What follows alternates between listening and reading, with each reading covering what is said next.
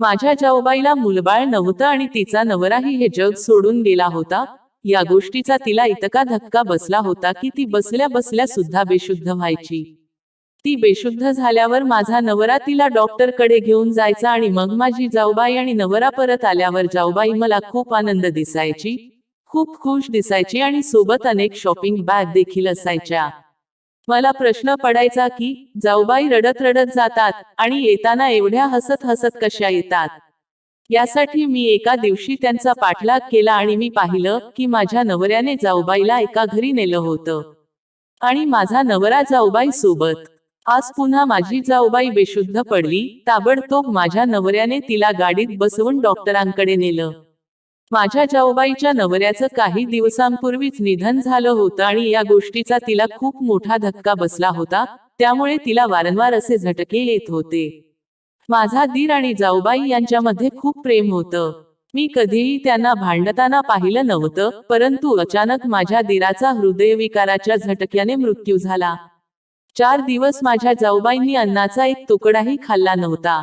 मी बळजबरीने त्यांना जेवण भरवायचे, दूध पाजण्याचा प्रयत्न करायचे, पण त्या या गोष्टीला साफ नकार देत असत। परंतु एक गोष्ट मात्र विचित्र घडायची, ती कोणाच्याच हातचं अन्न खात नसे, पण जेव्हा माझा नवरा तिला स्वतःच्या हाताने खायला घालायचा तेव्हा ती आनंदाने जेवायची। मला हे जरा विचित्र वाटायचं, परंतु माझी जाऊबाई काहीतरी खात आहे म्हणून मला देखील आनंद वाटायचा।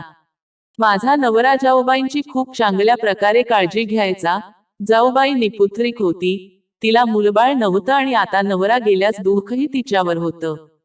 तिची ही अवस्था पाहून मला खूप वाईट वाटायचं आणि त्यातच तिला हे झटके येऊ लागले होते, त्यामुळे ती चक्कर येऊन बेशुद्ध पडायची। माझा नवरा तिला लगेच डॉक्टरकडे घेऊन जायचा। मला 2 लहान मुलं होती, त्या मुलांचं आवरताना माझा खूप वेळ निघून जायचा। किचनमध्ये सर्व काम मलाच करावी लागायची आणि आता जाऊबाईंस सुद्धा मलाच बघावा लागायचं। जाऊबाईंच्या माहेरी परिस्थिती चांगली होती, पण तरीही नवरा गेल्यानंतर त्या माहेरी गेल्या नाहीत। त्या म्हणायच्या की मला आता या घरातच कायम राहायचं आहे। माझ्या जाऊबाईच वय काय फार नव्हतं, ती दुसरे लग्न करू शकली असती, पण ती म्हणायची की मला आता माझ्या नवऱ्याच्या रोशनच्या आठवणीत जगायचं आहे। सुरुवातीला मला वाटायचं की माझ्या जाऊबाईला येणारे हे झटके जसा वेळ निघून जाईल तसंतसे कमी होतील, परंतु आता महिना उलटून गेला होता, तरी देखील जाऊबाईंना येणारे झटके काही थांबायचं नाव घेत नव्हते। आता मला माझ्या जाऊबाईंच वागणं विचित्र वाटू लागलं होतं। त्या दिवसभर खोलीत असायच्या, दिवसातून थोडा वेळ सुद्धा खोलीतून बाहेर पडायच्या नाहीत। मी त्यांना भेटायला जायचे तेव्हा मला देखील त्या भेटण्यापासून नकार द्यायच्या। त्या त्यांच्या खोलीमध्ये अगदी नॉर्मल असायच्या, असं नाही की रोशन भाऊची आठवण येऊन त्या रडत असायच्या। त्या त्यांच्या खोलीत एकदम ठीक असायच्या, पण जेव्हा माझा नवरा घरात यायचा तेव्हाच त्या खोलीतून बाहेर पडायच्या आणि तेव्हाच त्या नवऱ्याला मिठी मारून रडायला लागायच्या। त्या म्हणायच्या, तुझा भाऊ मला एकटा सोडून गेला आहे, आता मी कोणासोबत जगणार। मला तिचं हे वागणं समजत नव्हतं, ती माझ्या नवऱ्याला मिठी मारून का रडायची? जर तिला एवढंच दुःख होत असेल तर मग ती मला मिठी मारून सुद्धा रडू शकली असती, माझ्यासमोर तिचं मन हलकं करू शकली असती, पण नाही, तिला माझ्या नवऱ्यालाच मिठी मारून रडायचं असतं। हे कसलं दुःख। दिवसभर ती बरी असायची, कारण दिवसभर माझा नवरा कामानिमित्त बाहेर असायचा आणि संध्याकाळी जेव्हा तो थकून घरी परतायचा तेव्हा ती खोलीतून बाहेर यायची आणि माझ्या नवऱ्याला मिठी मारायची आणि बेशुद्ध व्हायची। माझा नवरा तिला लगेच उचलून डॉक्टरांकडे घेऊन जायचा आणि घरी परतल्यावर ती अगदी व्यवस्थित असायची। मला समजतच नव्हतं की असं कोणता हा आजार आहे जो माझा नवरा येताच एकदम ठीक होतो। दिवसभर मी जाऊबाईंना काहीही काम सांगितलं तरी त्या नकार द्यायचा। त्या म्हणायच्या की मी थकले आहे, मला रोशनची खूप आठवण येत आहे, तुला माझी परिस्थिती समजत नाही। त्यामुळे मला देखील तिला काही बोलता येत नव्हतं आणि म्हणून सर्व जबाबदारी माझ्यावर येऊन पडायची।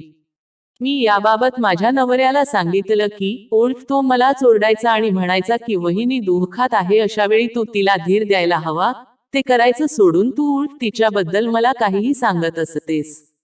रोशन भाऊ माझ्या नवऱ्यापेक्षा 6 वर्षांनी मोठे होते आणि त्यांच्या लग्नानंतर काही दिवसांनी सासूबाईंचे निधन झाले होते आणि सासरे आधीच निघून गेले होते. घरात फक्त 2 भाऊ होते. माझ्या बघण्याच्या कार्यक्रमाच्या वेळी माझी जाऊबाई मला बघण्यासाठी आली होती. माझी जाऊबाई दिसायला खूप सुंदर होती, तर रोशन भाऊ दिसायला साधेच होते. त्याचबरोबर त्यांचा स्वभावही खूप विनम्र आणि समंजस होता. माझा नवरा खूप हँडसम आणि देखणा होता. मला सासरी येऊन 4 वर्षे झाली होती आणि ही 4 वर्षे खूप छान प्रकारे गेली होती. माझा मोठा दीर माझ्यासोबत अगदी भावासारखा वागायचा. जाऊबाई सोबत सुद्धा खूप चांगल्या प्रकारे वागायचा. जाऊबाईंनी त्यांना काही सांगितलं असेल आणि ते त्यांनी पूर्ण केलं नसेल असं कधीच झालं नाही. परंतु माझा नवरा सुरुवातीपासूनच मला खूप ओरडायचा. लग्नाच्या रात्री मला पाहून माझ्या नवऱ्याचा मूड खूप खराब झाला होता, का ते मला माहित नाही. तो माझ्याशी नीट बोलतही नव्हता, तो माझ्यावर नेहमी चिडायचा. 2 वर्षानंतर मला 2 मुलं झाली, परंतु माझी जाऊबाई निपुत्रिकच होती. पण एक विचित्र गोष्ट अशी होती की त्यांनी कधीच माझ्या मुलांना जवळ घेतलं नव्हतं. त्यांना मूळबाळ नव्हतं, त्यामुळे त्या माझ्या मुलांना जवळ घेऊन त्यांच्यावर प्रेम करून त्यांना मूल नसल्याची उणीव भरून काढ शकल्या असत्या. पण त्यांनी असं कधीच केलं नाही. ती फक्त स्वतःवरच लक्ष देत असे. ती माझ्याशी खूप प्रेमाने बोलायची आणि तिने घरातील सर्व कामाची जबाबदारी माझ्यावर टाकली होती. जाऊबाई जिम मध्ये जाऊन तिच्या फिटनेसची काळजी घ्यायची, तर कधी पार्लर मध्ये जाऊन स्वतःचं सौंदर्य चमकवत असे. मला दिवसभर घरातील काम उरकून अजिबात वेळ मिळायचा नाही. दिवसभर जाऊबाई मला स्वयंपाक घरात गुंतवून ठेवायची. संध्याकाळी नवरा घरी यायचा तरी सुद्धा मला त्याच्यासोबत बोलायला देखील वेळ मिळायचा नाही. रात्री मी तयार होऊन त्याच्यासोबत बोलण्यासाठी जायची, तेव्हा महेश मला बोलायचा, आता तू नटून आली त्याच काय उपयोग. मी जेव्हा ऑफिसमधून घरी येतो तेव्हा तू घामाने भिजलेली असतेस, ते बघूनच माझा सर्व मूड खराब होतो. एक तर तुझा चेहरा काय एवढा खास नाही आणि त्यातच तू अशी घामाने भिजलेली असते. हे सर्व पाहूनच मला खूप राग येतो. निदान मी येण्यापूर्वी तरी तुझी सर्व काम उरकून व्यवस्थित नटून माझ्या स्वागतासाठी तयार राहत जा. वहिनी बघ, दादाच्या येण्याआधीच ती कशी नटलेली असते, सुगंधाने भरलेली असते. तिला बघून मन कसं प्रफुल्लित होतं. महेशची नाराजगी मी समजू शकत होते, परंतु मी तरी काय करणार होते. घरातील काम करून मला नटण्यासाठी वेळच मिळत नसे. लग्नाच्या पहिल्याच रात्री महेशने मला सांगितलं होतं की काहीही झालं तरी वहिनीला काही बोलायचं नाही, तिचं काहीही टाळायचं नाही, तिच्यासोबत कोणत्याही विषयावर वाद घालायचा नाही. त्यामुळे मी जाऊबाईंना काहीच बोलत नसे. माझी जाऊबाई दिवसभर मला काहीच मदत करायची नाही, परंतु संध्याकाळी दोघांच्याही येण्याची वेळ व्हायची तेव्हा किचनमध्ये येऊन मी जेवण काय बनवलं आहे हे पाहायचं आणि माझ्यासोबत गप्पा मारायची. आणि जेव्हा महेश घरी यायचा आणि दरवाजावर बेल वाजवायचा तेव्हा जाऊबाई जाऊन दरवाजा उघडायच्या आणि हसत हसत महेशचा स्वागत करायच्या. तिला बघून महेशही म्हणायचा, वाहिनी तू खूप छान दिसत आहेस, मीनाला सुद्धा थोडासा मेकअप करायला शिकव. मी घरी आल्यावर पाहतो तर ती फक्त किचनमध्येच असते आणि जेव्हा कधी माझ्या जवळ येते तेव्हा अंगाला नुसता कांदा लसूण आणि घामाचा वास असतो. महेशचं बोलणं ऐकून जाऊबाई जोरजोरात हसू लागायच्या. त्या महेशला सांगायच्या, तुझी बायको खूप आळशी आहे, घरातील जी काय थोडीफार काम असतात ती देखील तिला दिवसभर उरकत नाहीत. माझ्याकडे बघ, रोशन येण्यापूर्वी मी सगळी काम उरकून घेते आणि बघ त्याच्या स्वागतासाठी कशी फ्रेश होते. मला समजतच नव्हतं की ही रोशन भाऊजींसाठी फ्रेश होते की माझ्या नवऱ्यासाठी. किचन मधील सर्व काम आटोपून मी रूम मध्ये फ्रेश होण्यासाठी जायचे आणि जेव्हा जेवणासाठी पुन्हा यायचे तेव्हा पाहते तर माझी जाऊबाई आणि माझा नवरा आधीच जेवलेला असायचा. रोशन भाऊ देखील येऊन गुपचूप जेवायचे. नवरा आणि जाऊबाई दोघेही टीव्ही बघत असायचे. रोशन भाऊ शांतपणे जेवायचे. जेवण आटोपल्यानंतर जाऊबाई मला म्हणायची की आता तू सर्व किचन आवर, मी खूप थकले आहे. मी टेबलवरून सर्व भांडी उचलायचे आणि विचार करायचे की सर्व जेवण तर मीच बनवलं आहे आणि सर्व साफसफाई सुद्धा मीच करायची, मग ही काय करते. ही नुसती नटून थटून मिरवण्याच काम करत असते. लग्नानंतर काही महिन्यातच मी गरोदर राहिली, त्यामुळे महेश आता माझ्यासोबत थोडा चांगला वागू लागला होता. माझ्या पहिल्या मुलाचा जेव्हा जन्म झाला तेव्हा महेश सोबत रोशन भाऊंनाही खूप आनंद झाला होता. त्यांना मुलांची खूप इच्छा होती. जेव्हाही ते घरी परतायचे तेव्हा माझ्या मुलाला घेऊन त्याच्यासोबत खूप खेळायचे. परंतु जाऊबाईंनी कधीही माझ्या मुलाला घेतलं नव्हतं किंवा त्याच्यासोबत ती कधीही प्रेमाने वागली नाही. मुलबाळ व्हावं अशी त्यांची खूप इच्छा असायची, परंतु त्यांच्या डोळ्यात मला मुलाबद्दलची तळमळ कधीच दिसली नाही. काही महिन्यांनी मी पुन्हा गरोदर झाले, तेव्हा माझा मोठा मुलगा अवघ्या काही महिन्यांचा होता. मला वाटलं माझी तब्येत बघून माझ्या जाऊबाईंना माझी दया येईल आणि त्या कामांमध्ये मला जास्त मदत करतील. परंतु तसं काही झालं नाही. जाऊबाई मला अजिबात मदत करायची नाही. किचन मधील सर्व काम मलाच करावी लागायची. याबाबत जर मी महेशला काही बोलले तर उलट तो माझ्यावर ओरडायचा. तो म्हणायचा, तुम्ही आता अशिक्षित बायकांसारखं घरात आग लावण्याचे, भांडण करण्याचे काम करू नका. वहिनीने कधीही तुझ्याबद्दल काहीही तक्रार केली नाही, कारण तिला घर तोडायचं नाही. तिला नाती कशी जपायची ते माहीत आहे. ती तुझ्यासारखी नाही, त्यामुळे वहिनीच्या विरुद्ध माझ्या डोक्यात काहीही भरू नकोस, असं महेशने मला सांगितलं. माझी जाऊबाई दिवसभर काय करायची तेच मला कळायचं नाही. किचनमध्ये सगळी कामं तर मीच करायचे. साफसफाई आणि कपडे धुणं हे फक्त काम माझी जाऊबाई करत असे. कपडे धुण्यासाठी तर वॉशिंग मशीन होती. मग ती असं कोणतं काम करायची की ज्यामुळे ती खूप थकून जायची. दुसरा मुलगा झाल्यानंतर मी पूर्णपणे गोंधळून गेले होते. 2 मुलांना सांभाळून सर्व काम करून मला अजिबात वेळ मिळायचा नाही. त्यामुळे मी महेशला सुद्धा अजिबात वेळ देत नसे. मी दिवसभर एवढी थकून जायचे की झोपायला गेल्यावर मी लगेच गाढ झोपायची. मला स्वतःकडे लक्ष द्यायला थोडा सुद्धा वेळ नसे आणि आता महेशने सुद्धा माझ्या बाबतीत तक्रार करणं बंद केलं होतं. कदाचित त्याला माझी धावपळ कळत होती, परंतु वास्तविकता काही वेगळीच होती. काही महिन्यांपूर्वीची गोष्ट आहे, जेव्हा रोशन भाऊ खूप शांत राहू लागले होते आणि ते सिगारेट ही खूप ओढू लागले होते. मला जेव्हा पण कधी ते दिसायचे, तेव्हा ते सिगारेट ओढतच असायचे आणि खूप शांत, कुठल्या तरी खोल विचारात मग्न असायचे. परंतु माझ्या जाऊबाईचा मात्र दिनक्रम वेगळा होता. ती तिच्या फिटनेसची काळजी घ्यायची, फिरायची. ती एका बेफिकीर स्त्रीसारखी वागत असे. कदाचित तिला ते आवडत असावं, परंतु ती तिच्या नवऱ्याची अजिबात काळजी घेत नसे. माझ्या मुलांची अगदी जुळ्या मुलांसारखी परिस्थिती होती. एक आजारी पडला तर दुसराही पडायचा. एकाला भूक लागली तर दुसऱ्यालाही लागायची. कधी कधी रात्री उठून मला त्यांच्यासाठी खाऊ आणायला जायला लागायचं. मी जेव्हा रात्री माझ्या मुलांसाठी काहीतरी खायला आणायला जायचे, तेव्हा पाहायचे की रोशन भाऊ हे हॉलमध्ये झोपले आहेत. मला समजत नव्हतं की रोशन भाऊ असं हॉलमध्ये का झोपले आहेत. त्यांच्यामध्ये काही भांडण झालं आहे का? परंतु त्यांच्यात असं कोणतं भांडणही होत नव्हतं. मग ते हॉलमध्ये का झोपलेत? त्यांना काय झालंय मला काहीच कळत नव्हतं. मुलांसाठी खाऊ घेऊन मी खोलीत गेले, तेव्हा दोन्ही मुलं रडत होती आणि त्यांच्या रडण्यामुळे महेश उठला होता आणि तो खूप चिडलेला दिसत होता. मी दोन्ही मुलांना खाऊ घातलं, मग मुलं गप्प झाली. मी महेशला म्हणाले, रोशन भाऊ आजकाल खूप शांत दिसत आहेत आणि ते सिगारेट ही खूप ओढू लागले आहेत. नक्की काय कारण आहे? तेव्हा महेश म्हणाला, कदाचित ऑफिस मधील टेन्शन असेल, होईल सगळे ठीक काही दिवसातच, असं म्हणत तो झोपून गेला. परंतु रोशन भाऊ दुःखातून सावरण्याऐवजी या जगातूनच निघून गेले आणि आता आमच्या जाऊबाईंनी एक नवीन ड्रामा सुरू केला होता की महेश ऑफिस मधून घरी येताच ती रूम मधून बाहेर यायची आणि त्याला मिठी मारून रडायची आणि बेशुद्ध पडायची. महेश तिला उचलून डॉक्टर कडे घेऊन जात असे आणि जेव्हा ती परत यायची तेव्हा ती मला खूप खुश दिसायची.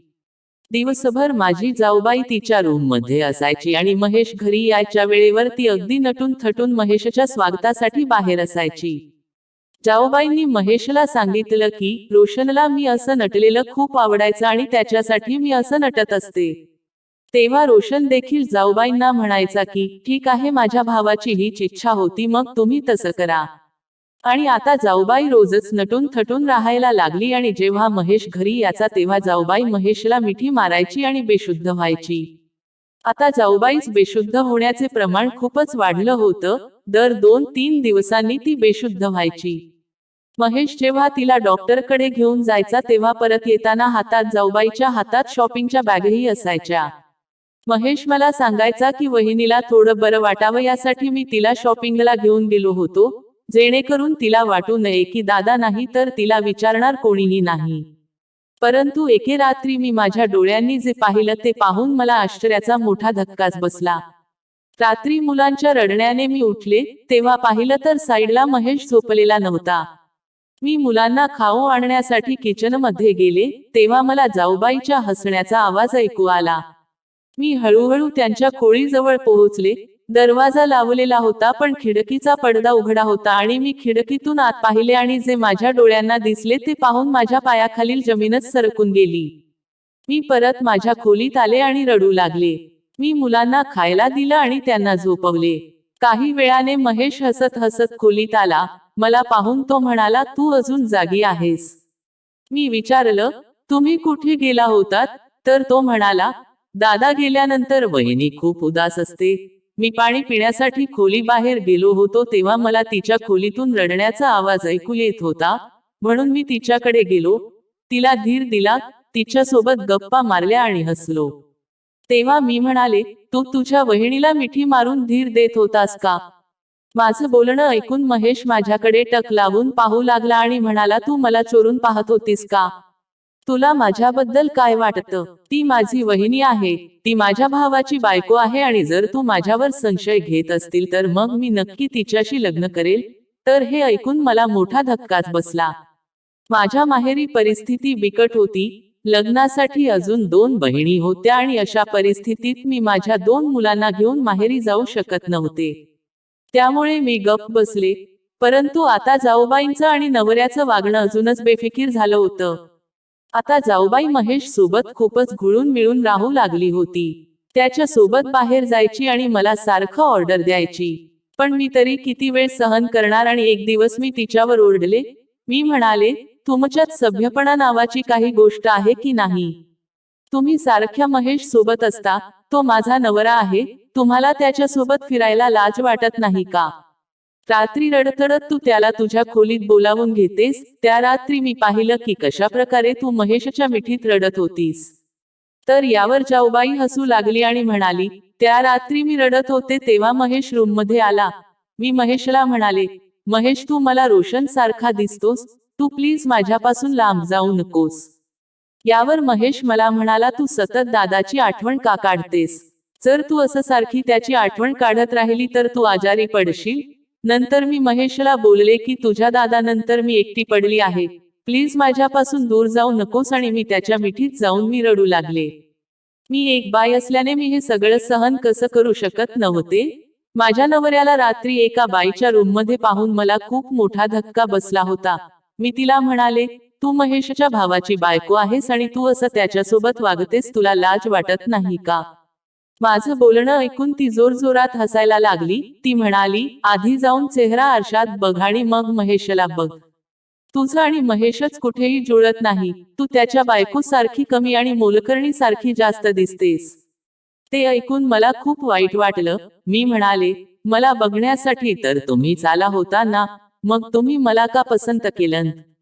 तुम्ही महेशसाठी एखादी सुंदर मुलगी का पसंत केली नाही? माणूस कसाही दिसत असला तरी तो अन्याय सहन करू शकत नाही आणि मी हे सहन करू शकत नाही. हे ऐकून जाऊबाई हसायला लागली. ती म्हणाली की मला माहित आहे की तू महेशसाठी अजिबात योग्य नाहीस आणि म्हणूनच मी तुला पसंत केलं. खरं तर मला महेशसाठी तुझ्यासारखीच एखादी सामान्य दिसणारी मुलगी हवी होती, जेणेकरून तो त्याच्या बायकोकडे नाही तर माझ्याकडे लक्ष देईल, माझी तारीफ करेल. कारण माझ्या बाबतीतही असंच घडलं आहे.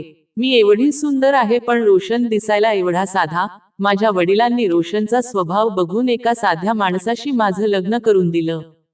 जेव्हा मी लग्न करून या घरात आले तेव्हा मी महेशला पहिल्यांदा पाहिलं आणि त्याला पाहून मी हरवून गेले. मी रोशनच्या खोलीत नववधू म्हणून बसले होते, परंतु माझं पूर्ण लक्ष महेशवरच होतं. माझ्या मनात फक्त एकच व्यक्ती होती आणि ती म्हणजे महेश. रोशन माझी खूप तारीफ करायचा, परंतु मला त्याची तारीफ अजिबात आवडायची नाही. मी रोज महेशसाठी नटायचे, सजायचे, परंतु तो माझ्यापासून लांबच असायचा. कदाचित त्याच्या भावाची बायको आहे म्हणून तो माझ्यापासून लांब राहत असेल. माझी सासू आजारी असायची, त्यांना माझ्या मदतीची काळजीची गरज होती, पण मला माझ्या नवऱ्याची किंवा माझ्या आजारी सासूची काळजी नव्हती. मी सौंदर्याची मलिका होते. मलाही खूप देखणा माणूस हवा होता, अगदी महेश सारखाच. रोशनला लहान मुलं खूप आवडायची, पण मला माझ्या फिटनेस बद्दल कोणताही रिस्क घ्यायचा नव्हता. मी वांज नाही आणि रोशन मध्येही कोणता दोष नाही. मी मुलांसाठी ट्राय केलं नाही, कारण मी रोशन पासून दूर राहायचे आणि महेशच्या जवळ जाण्याचे मी बहाणे शोधत असे.